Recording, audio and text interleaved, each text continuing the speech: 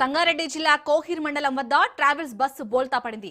65వ జాతీయ రహదారిపై ముంబై నుంచి హైదరాబాద్ వెళ్తున్న డాల్ఫిన్ ట్రావెల్స్ బస్సు పొగ మంచులో దారి కనిపించక రోడ్డు కిందికి దూసుకెళ్లి బోల్తా పడింది. గాఢ నిద్రలో ఉన్న ప్రయాణికులు ప్రమాదంతో ఉలికిపాటు గురై హాహాకారాలు చేశారు. బస్సులోని 33 మంది ప్రయాణికులకు పెను ప్రమాదం తప్పింది. పలువురు ప్రయాణికులు స్వల్ప గాయాలతో బయటపడ్డారు. కోహిర్ పోలీసులు హుటాహుటిన చేరుకొని సహాయక చర్యలు చేపట్టారు.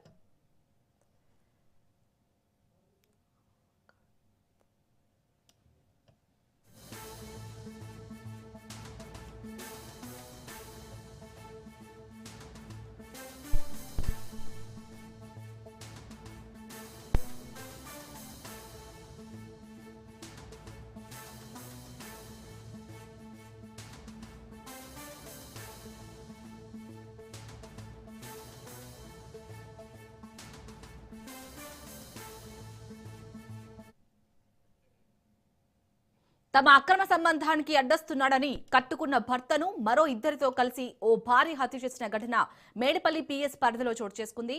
బోడుప్పల్ ఈస్ట్ బృందావన్ కాలనీకి చెందిన అశోక్ శ్రీనిధి యూనివర్సిటీలో లాజిస్టిక్ మేనేజర్ గా పనిచేస్తున్నాడు. అతని భార్య పూర్ణిమ బోడుప్పల్ బృందావన్ కాలనీలోని సొంత ఇంట్లోనే ప్లే స్కూల్ నడుపుతుంది. కాగా ఇంటి పక్కనే ఉండే మేస్త్రి పనిచేసే పోలేటి మహేష్ అనే యువకుడితో పరిచయం కాస్త అక్రమ సంబంధానికి దారితీసింది.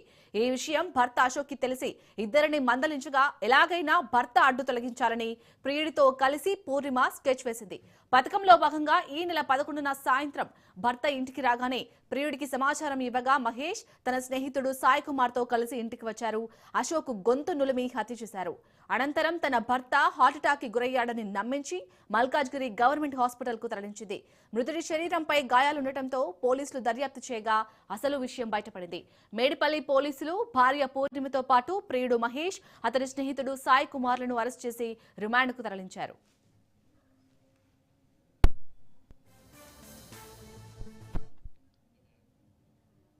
కడప జిల్లా ఎర్రగుంట్ల మండలం కల్లమల్లలోని తొలి తెలుగు